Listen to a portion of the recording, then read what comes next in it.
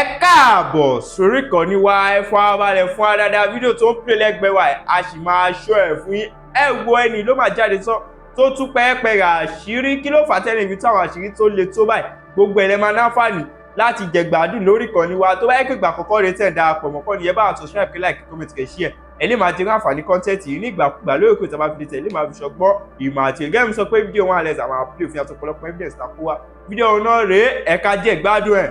I know a lot of us, we are concerned about Ìyá Ìjẹ̀ṣà precisely. So, mo fẹ́ kẹ́ ẹ gbọ́ mi dáadáa. Ẹ mọ bí mo ṣe bẹ̀rẹ̀ this particular one. Honestly, for a long time, in the last 2 years, I've not been doing anything. I've stopped àwọn pastor yìí because mo realize pé ṣe àwọn pastor yìí wọn ò lè change. And besides, they are doing their business. They are not doing the business of God. It is a pure business. So, until I realize that, mi ò bínú sọ̀rọ̀ wọn mọ́ because mo pé owó náà ń ṣe. And why they ṣe business ẹ̀ kò ní fẹ́ kí anything kó disturb business òun.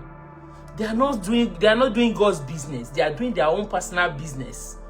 And you can see from all indication, pẹ̀lú gbogbo nǹkan tí à ń rí tó ń ṣẹlẹ̀ lórí cyberspace nínú ayé ẹ rí pé these pastors are actually doing their personal business.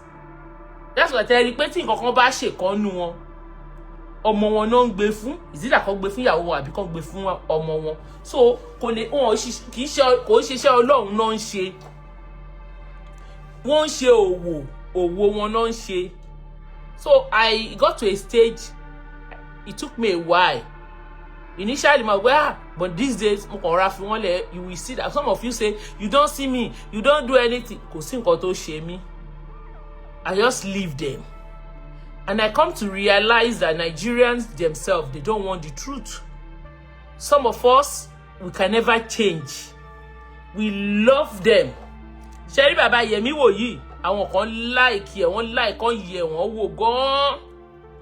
So, let us go straight to the point. Sometimes around maybe this March, April, mo ti ń gbọ́ Olúalọ́, where is your wife? Olúalọ́, Rotimi ti ń sọ Olúalọ́, I first of all ẹnu Rotimi Daniel ni mo ti kọ́kọ́ gbọ́ Olúalọ́, where is your wife? Mo kàn wò pé your wife and your children. Kò kọ́ ní mínì sí mi. Mo kàn máa ń rẹ́rìn ni, but after sometimes mo rí pé the thing is getting more and more momentum. Ó ń gather more and more momentum. Ó wá di nǹkan tó jẹ́ kí n dá sí gbogbo èèyàn ẹ gbọ́ o. Ó wá di pé mo wá rí pé the first one Major wọ́n gbé mo gbọ́ pé Major yẹn wá sí orí Rotimi play voice note Major. Major sọ pé òun lòun fún Olúalọ́ ní òun lòun dúró fún Yẹ́misí bí bàbá he explained. The next thing tí mo máa rí ṣe ni mo dẹ̀ rí Ìyá Ìjẹ̀ṣà. Màmá yẹn wá ń sunkún, wọ́n ní màmá yẹn 80 years crying. Wọ́n wá pé so problem yìí le tó yìí. Ó wá di ọjọ́ yẹn on that day.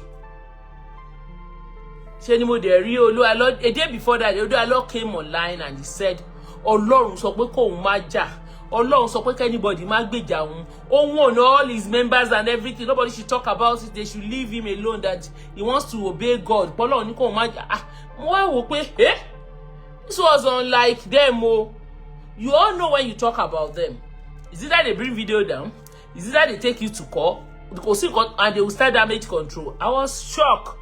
But to my greatest surprise, 3 days later, Olúalọ́ gbé lọ́yà Fálànà sí orí page ẹ̀ lórí Idani ẹ̀. Mo ní wow. That was why I came out and I did a video to advise Olúalọ́. Mo dẹ̀ ní Olúalọ́, you remember so a few years ago.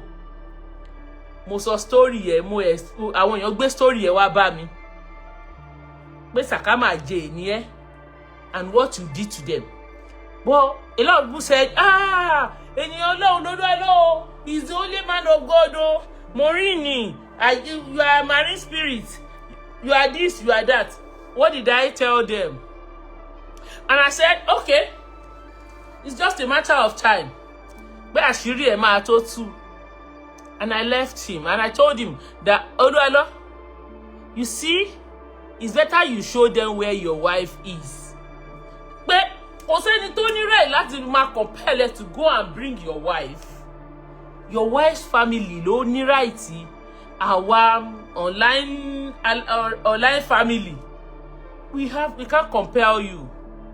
But if you can show Ìyá Ìjẹ̀ṣà, kí Ìyá Ìjẹ̀ṣà tell us that òun ti bọ́ ọmọ òun sọ̀rọ̀, nobody will draw you again. That it shows a lot of mo dẹ̀ sọ tèmi mo kúrò ńbẹ̀. Olúwa ò máa ṣe nǹkan kan o.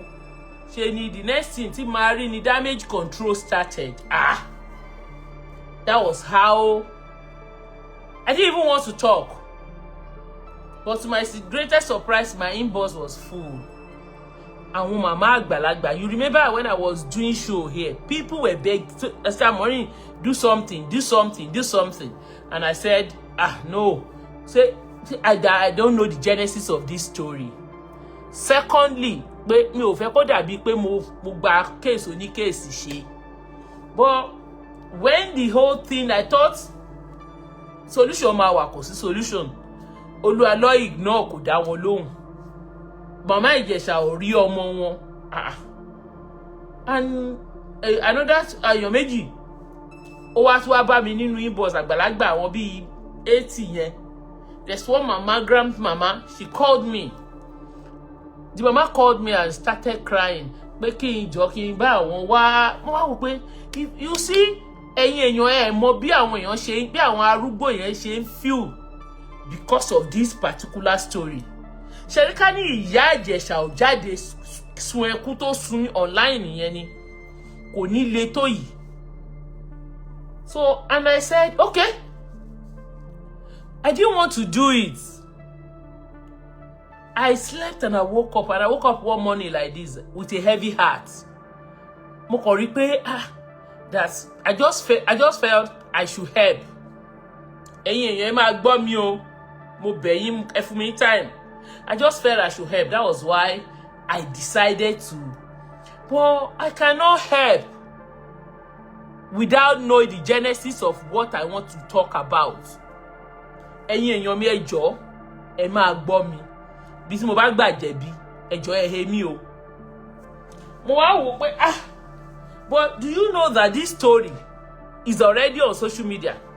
And gbogbo nǹkan tó bá ti wà lórí social media, ó ti di collective responsibility everybody. Especially those of us that have voice. Tó bá fẹ́ ràn wọ́n lọ́wọ́, you lend them your voice. That's the way it is. I've break stories in the past. Mo ti break big stories. Tó jẹ́ pé gbogbo blogger ló máa gbé. So kò sí big deal nínú ẹ̀. And anybody that approach me, I won't fẹ́ nǹkan báyìí, I always give them. No, there is some anybody má gbé kó má lo video mi àbí kó má ṣe anything. But what do I want to bring out? I decided to okay, let me investigate. Ẹ máa gbọ́, mo fẹ́ bẹ̀ yín, mo fẹ́ ká ẹ dín kankan mọ́ ẹ̀yin ọmọ Yorùbá, because àbòsí pọ̀ láàrin wa. Mo ò dẹ̀ fẹ́ báyàn kankan jà. Mi ò dẹ̀ fẹ́ àbòsí rárá, mi ò dẹ̀ fẹ́ kí èdè àwọn Olúalọ́ kó mú wa. Because you see all this type of thing ni ò jẹ́ kí ìlọsíwájú wà láàrin wa. Kí ni mo ṣe? I've started talking about it. I didn't talk to anybody. I see I now went on YouTube one day. There's this 70-year-old woman from Ekiti tí àwọn Olúalọ́ gbé dìde tó ń ṣe damage control. Ìyẹn gangan ló bí mi nínú jù. For those of you, if you follow this story very well, you will know that video, that audio. Ìyá yẹn ò gbójú jáde. Kò sí orúkọ tí ìyá 70 years yẹn kò pe Ìyá Ìjẹ̀ṣà tó. Ó ní àwọn ọmọ Ìyá Ìjẹ̀ṣà ń sá fún. Kò sí nǹkan tí ò sọ tán ẹni tó bá rántí dáadáa. That was when, and mo dẹ̀ rí pé wọ́n ti ń attack reload me left and center, and I understand this thing is their strategy. The next thing that will happen is tó bá ti ń ṣe good story, tó bá ti lé ẹmú tó ń rí ẹmú, tó ń bẹ̀ ẹ́ tó ń gbà, they will be looking for how to attack you. I'm not surprised. It's a normal thing, don't she? And I picked that story. Mo kàn lọ gbé voice note here. I brought it and I did a story and I told mo dẹ̀ sọ pé irọ́ ni kíní your damage control arrange lélẹ́yìí o. And eventually ó turned to arrange. And you see the way it works. What did I do? That is when I said I want to know what is going on. Pé ṣé lóòótọ́ ni Yẹ́misí ń sọ nù? Kí ló ń ṣẹlẹ̀ gangan? I want to know. That was kini 70 years yẹn ni. Ẹni pé mo wá síbẹ̀ mo ní ẹ̀yin ọmọ ìyá yìí tó bá jẹ́ lóòótọ́ ni wọ́n sọ eléyìí nípa ìyá yín. Tẹ́ẹ̀dẹ̀ jáde sọ̀rọ̀ pé olórí ọmọ àlè ní ẹni tó bá wò mí á rántí pé mo sọ bẹ́ẹ̀. That was how tí mo dìde tí mo wá bẹ̀rẹ̀ sí ṣe investigation. Mo dẹ̀ mi ò bá Rotimi sọ̀rọ̀ ní gbogbo time tó ti ń ṣe story yẹn up till after that incident. Mo ti ṣe investigation mi, mo ti gbọ́ oríṣiríṣi. I went to Rotimi. Ẹ̀yin èèyàn mi ẹ máa gbọ́ mi o. Mo dẹ̀ send message sí Rotimi. Rotimi, how are you o? Ó bá pè mí. Before then, ó ti gbé mi síta ní orí page, ó ti dúpẹ́ lọ́wọ́ mi. Mo ṣe tí mo lend my voice. Mo dẹ̀ ní no problem. Kí la wà tí bíbà yìí fún? I love what you are doing. I believe in what you are doing. So why tí mi fi ní support ẹ? Mo lè má sọ̀rọ̀, but I love what you are doing. The next mo dẹ̀ pé mo ní bra Rotimi. Mo ní wọ́n ti bẹ̀rẹ̀ damage control. And you all know that my phone is in automatic recording. Ẹni tó bá mọ̀ mí dáadáa mọ̀ pé tó bá jẹ́ lórí àwọn kan báyìí mo máa ní evidence mi lọ́wọ́. Mo dẹ̀ ní bra Rotimi. Ó dẹ̀ pè mí. Mo ní ó ní star mo ní àwọn people yìí ti bẹ̀rẹ̀ damage control. Mo ní mo rí wọn yẹn ń parọ́ tó attack ẹ life right center pé kí ló ń ṣẹlẹ̀ gangan. Mo ní you know what? Mo ní you see they've done that. Mo ní ìyá yẹn. Mo ní ìyá oní 70 years yẹn. Mo ní we need to reply. Mo ní kó fún mi ní nọ́mbà ìyá Ìjẹ̀ṣà. Ẹ máa gbọ́ o. Mo ní ẹ fún mi nọ́mbà ìyá Ìjẹ̀ṣà sister Fúnkẹ́ pé I want to ask them some few questions because ìyá yẹn sọ àwọn ọ̀rọ̀ kan tó heavy níbẹ̀ yẹn. Mo ní that's all. Mo ní I want to help and I want to know the reason. Mo fẹ́ get to the genesis. Mi ò lọ lẹ́yìn ẹ̀ lọ ṣe anything. Ó dẹ̀ ní okay ó dẹ̀ ní no problem. Ọjọ́ yìí ó dẹ̀ sọ fún mi pé àwọn ìgbésẹ̀ táwọn gbé àwọn ti lọ sọ́gbà ọlọ́pàá. Àwọn ti competition mọ́ Olúalọ́. Àwọn ti gbogbo wọn táwọn ṣe ó dẹ̀ ṣàlàyé fún mi dẹ̀ ní fine. Mo ní but I would like to speak with that mama. Mo fẹ́ béèrè àwọn question kọ̀ọ̀kan lọ́wọ́ wọn àti sister wọn Yẹ́misí yẹn ó dẹ̀ ní no problem. I'm going to tell them that my sister wants to speak with them. Mo ní ọmọ díẹ̀ tí mo fi wá bá ẹ. Mo ní torí pé wọ́n sọ pé without Rotimi foundation kó má bẹ anybody sọ̀rọ̀. Mo ní and besides mi ò dẹ̀ fẹ́ lọ ṣe lẹ́yìn ẹ̀. Ó dẹ̀ ní okay I'm going to send you I'll send it to me. Tí Rotimi bá máa send the number sí mi bóyá lọ́la. Tó bí kò wá rí nọ́mbà kò wá fẹ́ mú nọ́mbà lẹ̀ kò pè mí kò bá mi sọ mọ́. Ẹ máa gbọ́ ẹjọ́ ibi tí mo bá sọ nù ẹ máa he mí o. Kí tó sọ nǹkan tí mo fẹ́ sọ lálẹ́ because nǹkan kan mo gbọ́ lórí program ẹ̀ lánàá lèmi ṣe wá sọ nǹkan tí mo sọ yìí. Èmi ò ní nǹkan tí fẹ́ gbà lórí ọ̀rọ̀ Yẹ́misí o. Mi ò ní. Ó lóun máa send nọ́mbà sí mi. Bóyá wọ́n dẹ̀ change wọn ò fẹ́ fún mi ní nọ́mbà o. Kò bóyá wọn ò fẹ́ kí n bá at least cause demand is kó pè mí. Kò ní kíní yìí ẹ fi ẹ̀jẹ̀ àṣẹ kíní báyìí. Rotimi did not get back to me as I speak. Kò pè mí kò send number. Mo dẹ̀ wò pé mo kàn rẹ́rìn ni. Ṣé bẹ́ẹ̀ mi ni? When I meet something, anything bá fẹ́ ṣe màá ṣe. Tí bá ready pé mo fẹ́ investigate, ṣé bẹ́ẹ̀ mi mo ń wá information. I will look for it and I know how to get information. Èmi ni now. Mo kàn rẹ́rìn ni. Me I started laughing when he didn't do it and I started my story. And I didn't bother to contact him anymore. ó ń ṣe tiẹ̀ mo ń ṣe tèmi mi ò pé mi ò bá sọ anything òun wá Yẹ́misí èmi náà dẹ̀ ń wá Yẹ́misí since mo dẹ̀ bẹ̀rẹ̀ sí ìgbà tí mo dẹ̀ get the information tí mo rántí ìgbà tó ní ó lọ́mọ mẹ́wàá sí iye bẹ́ẹ̀ mo padà wá mo sọ fún yín gbogbo irọ́ tó ń pa online I come out I will say this is it irọ́ leléyìí òtítọ́ leléyìí irọ́ leléyìí so ẹ̀yin èèyàn mi níbo mo gbà jẹ̀bi ń bẹ̀ yẹn ṣé mi ò lọ bá ní tí ò bá fẹ́ kí n bá yà sọ̀rọ̀ kí ló tí ò sọ fún mi I don't want you to talk to her he didn't tell me he said I will send the number to you kò send the number sí mi the next thing tí máa rí mi ò gbọ́ nǹkan kan èmi dẹ̀ ní contact family náà lọ́wọ́ mo kàn rẹ́rìn-ín ni but I thought he is the one in charge because he demand it the same goal ni àjọ ń work towards I love what he is doing pé kóbìnrin rédíò kọkùnrin jẹ́ rédíò and it's not about my own concern is about the welfare safety Yẹ́misí obey is more important than any other content. I'm not be doing content is all these days. To my greatest surprise, nǹkan tí mo gbọ́ lánàá ló jẹ́ kí n wá sọ nǹkan tí mo fẹ́ sọ nísìn. Sister Elizabeth Alabi, I love you too, my sister. How are you? But immediately, mo dẹ̀ ní ìgbà tí mo dẹ̀ ti sọ fún mo dẹ̀ rọra fílẹ̀ mo dẹ̀ ń ṣe show mi lọ. Mo dẹ̀ ń gbé information because èmi náà ní access information mo kàn rẹ́rìn ni but mo kàn fẹ́ as of the time tí mo lọ bá rẹ́tù mi mo ti ní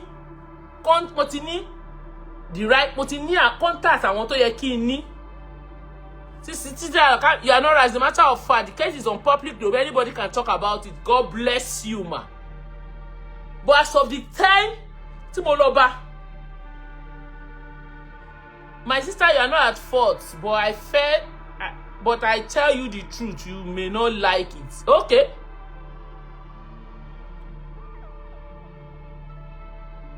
But as of the time, tí mo lọ bá, mo ti ní gbogbo nǹkan mi lọ́wọ́, but mi ò ní nǹkan sí first of all, mo ní láti address eléyìí because mo gbọ́ ọ̀rọ̀ kan lórí platform ẹ̀ lánàá. And I least expected it, and mo ní láti respond. And I was smiling.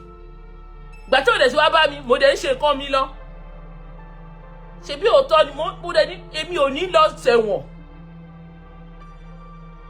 òun náà pín lẹ́tà kiri èmi ò ní lọ sí ẹ̀wọ̀n àbí kí n lọ sí court fún nǹkan tí mi ò mọ̀ díẹ̀ if I put my neck tó bá ti put neck mi mo put neck mi nìyẹn so I will damn all the consequences and I will fight it to wherever I want to fight it to and to my greatest surprise gbà tí o ti dá mi lóhùn èmi ò dé bá sọ anything mọ́ mo dẹ̀ ní pé mo dẹ̀ jókòó mo dẹ̀ mọ ibi tí mo dẹ̀ sọ ibi tó wà and I needed some information more information o lè wá wáyàn Europe la wà now wàá mọ DOB wàá mọ so many things wàá mọ mo ní details tí mo need ó wà lọ́wọ́ mi ṣé details ọmọ ni ṣé details òun ni every details I need.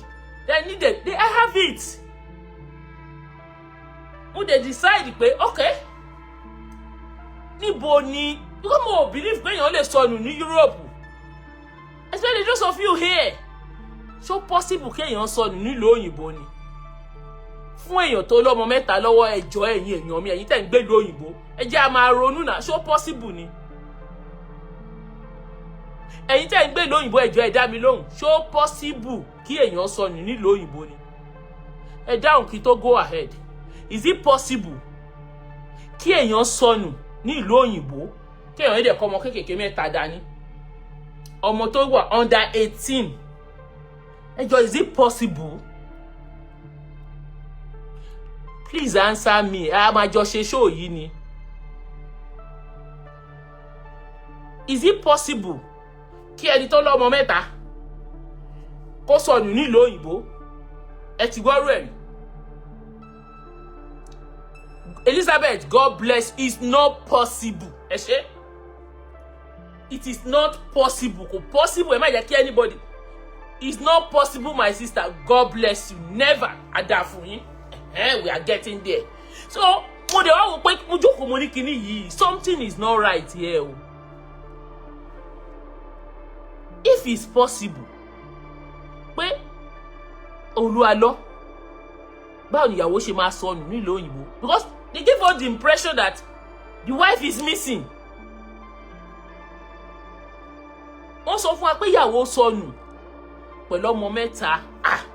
Mo wá ní nǹkan tó mo wá ní mò ń lọ sí ìlú yẹn. Gbà tẹ́mi dẹ̀ ti ní details lọ́wọ́. I am not a legal immigrant. Mo ṣe lè rìnrìn mi. Ṣebí ticket àti owó hotel ni. I booked my tickets, I booked my hotel, and I decided to come down. And I want to know, ṣé obìnrin yìí sọnù? Àbí there is more to this story. Mo ti gbọ́ díẹ̀díẹ̀, mo fẹ́ mọ nǹkan tó ń ṣẹlẹ̀. Because if they are going to say Maureen talk, so that wọ́n gbé mi lọ anywhere, I will know how to defend myself. And when I promise that I'm going to investigate, I know I'm going to already sọ pé mo investigate ní ojú gbogbo àgbáyé. Definitely I will do it. And I traveled to France. And when I got there, as God will have it, thank you, Sister Kayode. And when I got here, Emi, most of the people tí mo bá sọ̀rọ̀, they don't want their voice to be played online. I have it recorded for my own record.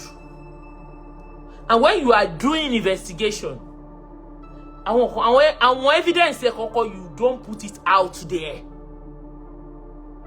Because this case is a sensitive case. A kàn ń wò báyìí ni, is deeper than nǹkan tèmi àti yín jọ ń sọ yìí. So I decided to since I've decided, because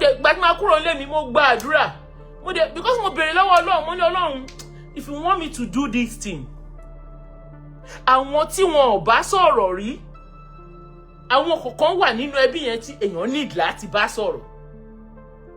Mo ní àwọn ọkùnrin yẹn lèmi fẹ́ bá sọ̀rọ̀. Ẹ jẹ́ kán bá mi sọ̀rọ̀. Reason I move ahead nìyẹn.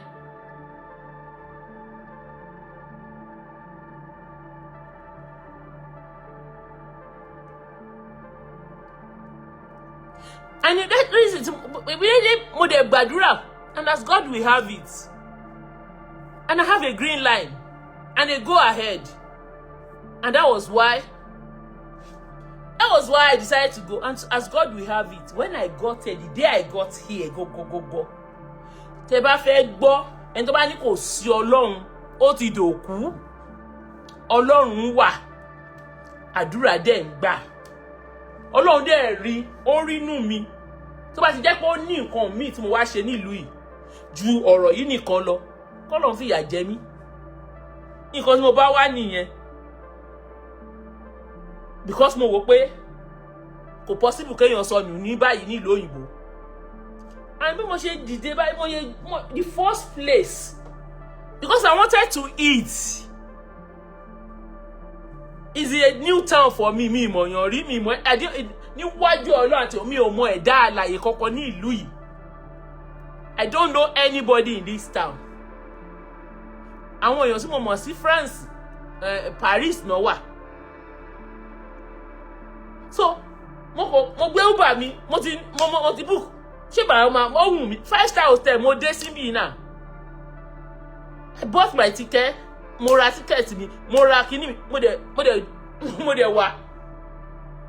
Mo dẹ̀ mọ̀, because ó ní bí téèyàn ń wáyàn sí náà, ó ní procedure. Healthcare practitioner ni mí náà, ṣé mo mọ̀ bó ṣe ń wọ́ ọmọdé. Iṣẹ́ tí mò ń ṣe lójoojúmọ́, ọjọ́ tí mò ń ṣe ní ojoojúmọ́ ọjọ́ ayé mi nìyẹn. I deal with children. So, àti wá ọmọdé, mo mọ̀ procedure tá fi ń wá ọmọdé ní UK.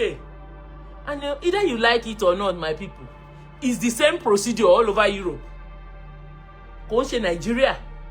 Mo bèrè lọ́wọ́ àwọn nígbà tó àwọn àwọn mẹ́mbà Rotimi tó wá sórí platform nígbà tá à ń sọ̀rọ̀ lórí TikTok wọ́n láwọn ti comb the whole of France àwọn ò rí traces Yẹ́misí ẹ máa gbọ́ o wọ́n á ní ṣó possible ṣá.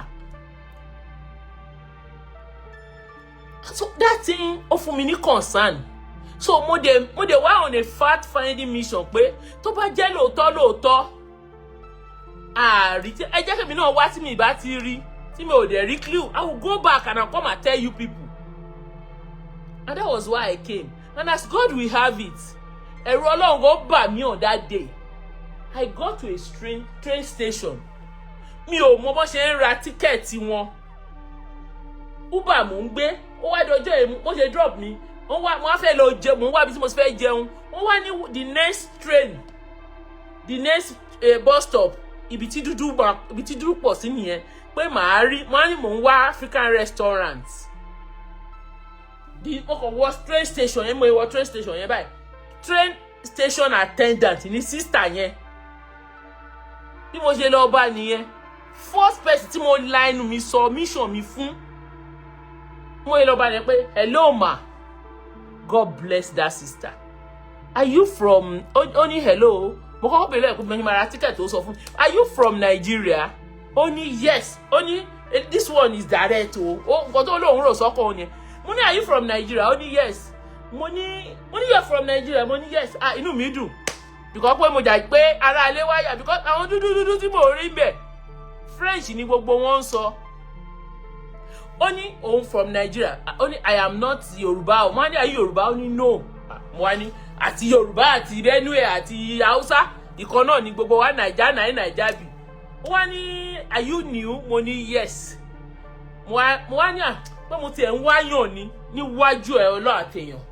ó ní mò ń wáyàn mo ní bọ̀ kó má wọ́ọ̀rì pé kò lè mọ ẹni tí ó ní why do you say so mo ní there is one woman like this ó wá ní why are you talking about the woman that the white garment guy like this mo ní rárá o mo ní there are no white garment o ó ní is it not the pastor that come from Nigeria that always wear white ẹ̀yin èèyàn mi apá mi jábọ́ ó ní the woman with 3 boys mo ní hello ó ní yes ló máa ń wá sí church àwọn mo dẹ̀ jókòó báyìí mo ní ó ní yes mo kàn jókòó mo ní mo ní are you sure ó dẹ̀ bó ṣe bẹ̀rẹ̀ sí fún mi ní story nìyẹn bó ṣe bẹ̀rẹ̀ sí fún mi ní story nìyẹn bó ṣe ṣí fóònù ẹ̀ pàgám bí mo ṣe jókòó mo pé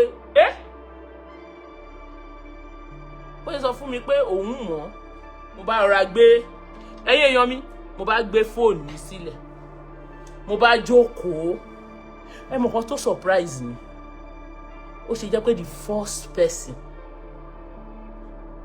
when God order your step kò ní jẹ́ kí èèyàn dààmú that was how the remaining one is history. The remaining one is history ẹ̀yin èèyàn mi. Mi ò tẹ̀ fẹ́ kọ́kọ́ post ẹ̀ gan. I didn't even want to talk. Mo kàn decide pé ẹni pé mo ti kọ́kọ́ post picture kan pé guess àwọn míì gbà àwọn míì ò gbà lórí page mi. I'm not in a competition with anybody o. Ẹ jẹ́ kí kíní kọ̀ọ̀kan ó jẹ́ kó yé wa lórí cyberspace yìí. I'm only trying to help. I'm not doing it because of content. I don't even have time for content anymore.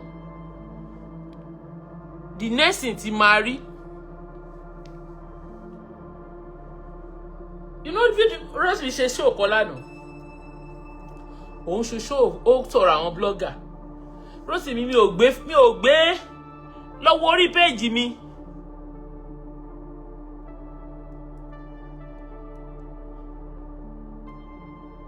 Ẹ lọ wo orí page mi o. Mo ò gbé content kankan, mi lọ gbé content ẹ kankan. kí n máa sọ anything no. I am not creating content because I want money.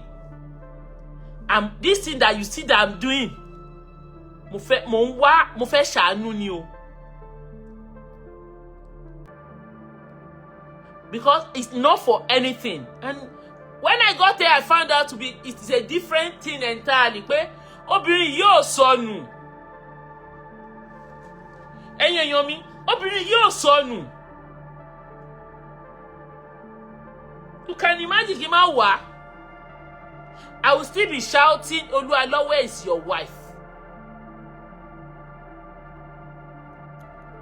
Tí mi bá wá síbí, I will still be shouting, Oluwalo, where is your wife? Kò sọnù. This woman does not want to have anything to do with Oluwalo. Kò fẹ́ nǹkan kan láti ṣe pẹ̀lú Oluwalo. This relationship, wọ́n ti dàrú, wọ́n ti jọdún mẹ́ta lọ. Ṣé ẹni tó ń sá àsálà fún ẹ̀mí ẹ̀? Ẹ máa jẹ́ gbogbo wọn tá bá ń ṣe láyé yìí. If there's one thing I will never support Oluwalo because mo ko Oluwalo ìka èèyàn ni nǹkan tó ṣe fún ọmọbìnrin yẹn. Mi ò gbàdúrà ìfọ́tà mi. But òun fún ara ẹ̀ ló ń sá fáwọn èèyàn tó jọ wà ń lù. Kò fẹ́ kí Oluwalo wá síbi tó ń wà rárá, ó ń sá fún Oluwalo. Ó ń sá àsálà fún ẹ̀mí ẹ̀ lọ́wọ́lọ́wọ́.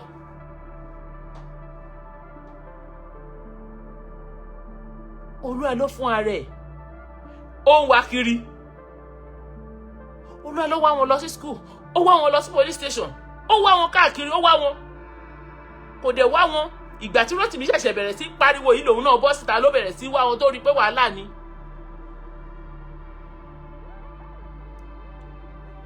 Ẹ dẹ̀ mọ̀ bí ìlú òyìnbó ṣe rí. Ẹni tí ẹ bá fẹ́ rí lẹ máa rí. Ẹni tí ẹ bá fẹ́ rí ẹ sọ fún ìjọba pé I don't want to see this person.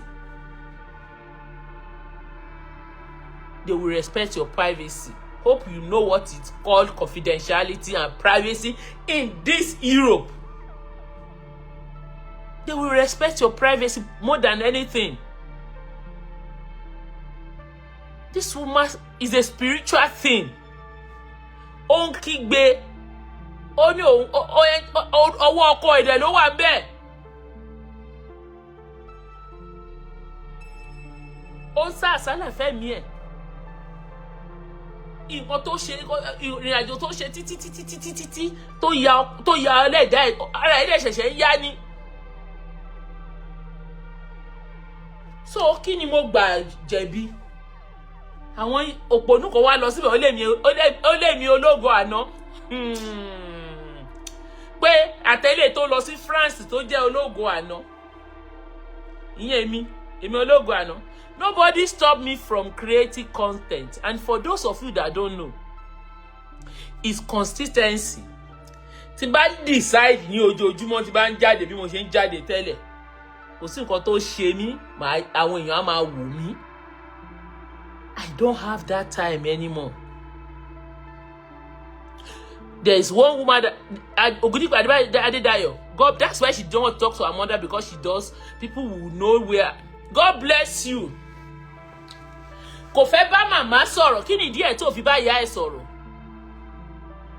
Ó sọ fún ìyá ẹ̀ pé òun ò fẹ́ fẹ́ Olúwalọ́ mọ́, òun ò fẹ́ bá Olúwalọ́ ṣe, kó má gba nǹkan lọ́wọ́ Olúwalọ́, kó kúrò nínú ilé tí Olúwalọ́ ní tó fún wọn.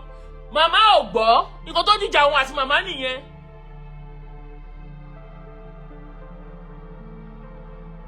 Nǹkan tó dìjà wọn nìyẹn. So where you that and you know the worst part of this thing. On my investigation, mo ń béèrè lọ́wọ́ Rotimi nsìn. Before kí Rotimi tó lọ interview ìyá Ìjẹ̀ṣà, ǹjẹ́ wọ́n sọ fún Rotimi pé àbúrò àwọn ò sọnù, pé ẹ̀gbọ́n ẹ̀ sọ fún ẹ pé òun sì bá àbúrò òun sọ̀rọ̀ ní April here. When my sister do not want to have anything to do with Oluwalo again, that they are no more together.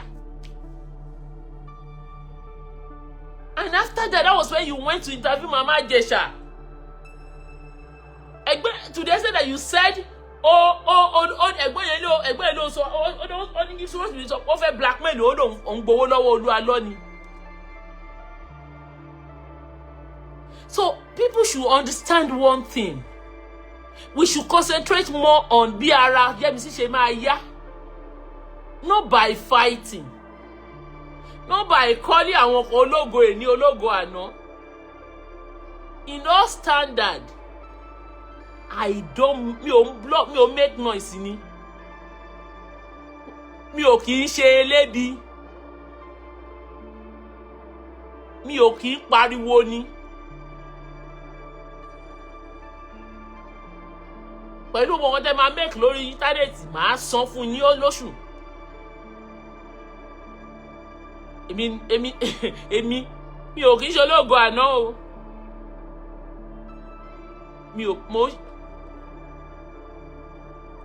Mi kì í ṣe ológo àná. For the fact that I don't speak online. Ẹni tó pè mí lólógo àná, mo kàn rẹ́rìn ni. You send rubbish things to me. O send Godfather bí kí ló porúkọ ẹ. Mo máa ní gbogbo nǹkan tó máa send mi Sister Maureen orí ìran báyìí mo dẹ̀ rí pé gbogbo nǹkan tó ń ṣe yín ó dà pé nǹkan tí ń ṣe yín lọ́pọlọ. That was why I don't answer you. So you want me to bring all those one online? You want my play? So you have to also reply on Molo France. Ṣé o ti mi ní only special right kan lórí case yìí ju eléyìí tí mo ní ni? Èmi àti ẹ̀ ará ta ni wá. A kì í ṣe bí ẹ̀. A kì í ṣe bí Ìyábọ̀. So kéèyàn kan máa gbé anybody tó bá ti rí information ẹ̀ tó bá so far is authentic. So far is authentic. And me, I cannot join you. Kí wá máa pa irọ́. Nígbà táwọn family ní ọmọ àwọn ò sọnù. Tí mo dé ibi tí mo rí pé kò sọnù. Tí mo dé wò pé ó ní spiritual nǹkan tó ṣẹlẹ̀ is deeper than gbogbo kariwo tá ń pa lórí íńtánẹ́ẹ̀tì. Èèyàn ń la spiritual battle kọjá. Ó nídìí àdúrà. Nǹkan tèmi kan bá ń bí ojú nǹkan tí mo mọ̀ lọ.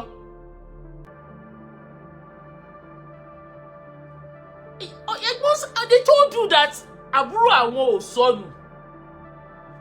Àwọn ìbá àwọn sọ̀rọ̀ ní April. If you want to know most of this video, so people should just understand and stop all this madness. So why should I sit down kí wá máa pa irọ́? And when I find out, mi ò sọ lé lọ́jọ́ yẹn mo kàn sọ̀rọ̀ jẹ́jẹ́lì mo dẹ̀ rọra kúrò lórí ẹ̀.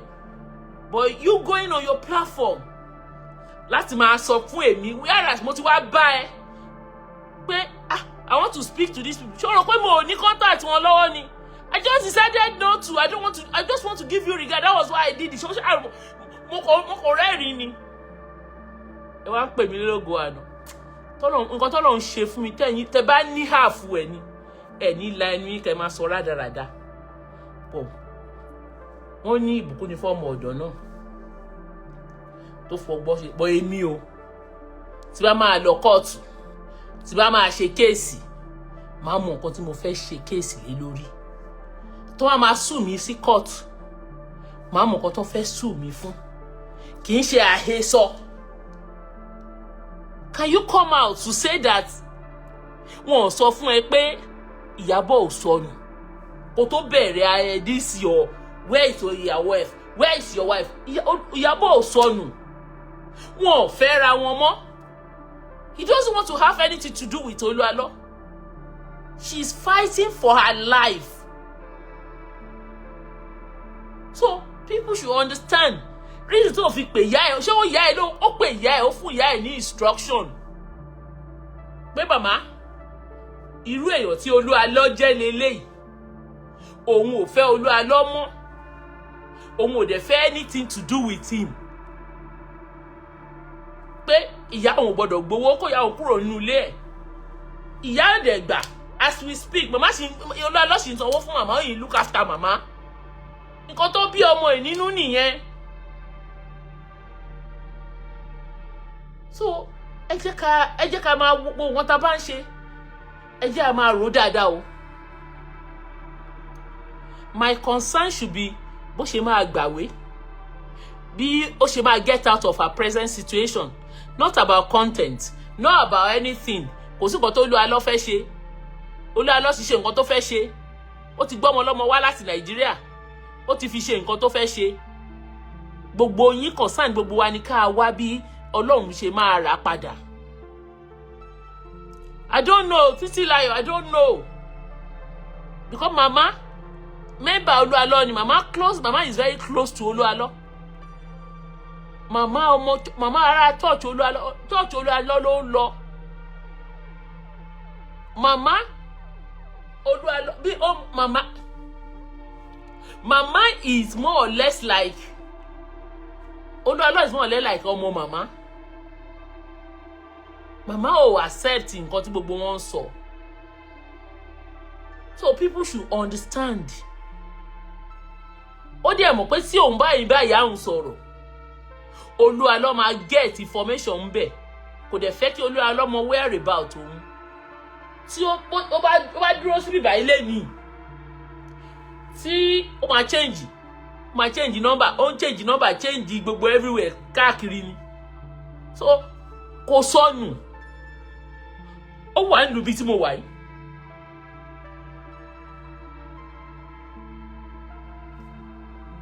So ẹ jẹ́ ká get àwọn kọ̀ọ̀kan right o. Mi ò lòdì sí nǹkan tó ṣe o. In fact, I support what you are doing.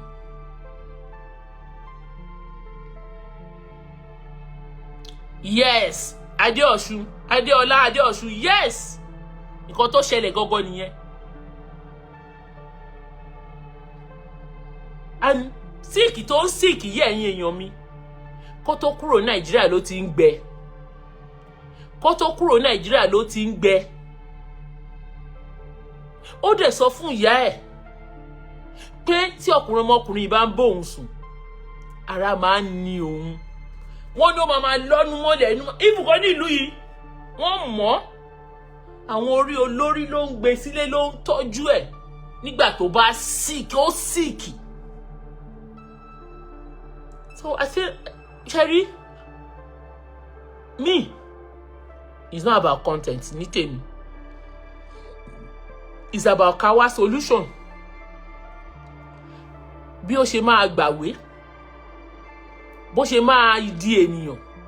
Bó bá jẹ́ lóòótọ́ ọkọ òun tó ní ó ṣe nǹkan sóhun, tó bá jọ́kọ ẹ̀yẹn ló ṣe nǹkan yẹn sí, ká return back to sender. Ìwọ̀n tèmi believe nìyẹn. Olúalọ́ fún ara ẹ̀ kò mọ bí tí Ìyábọ̀ wà.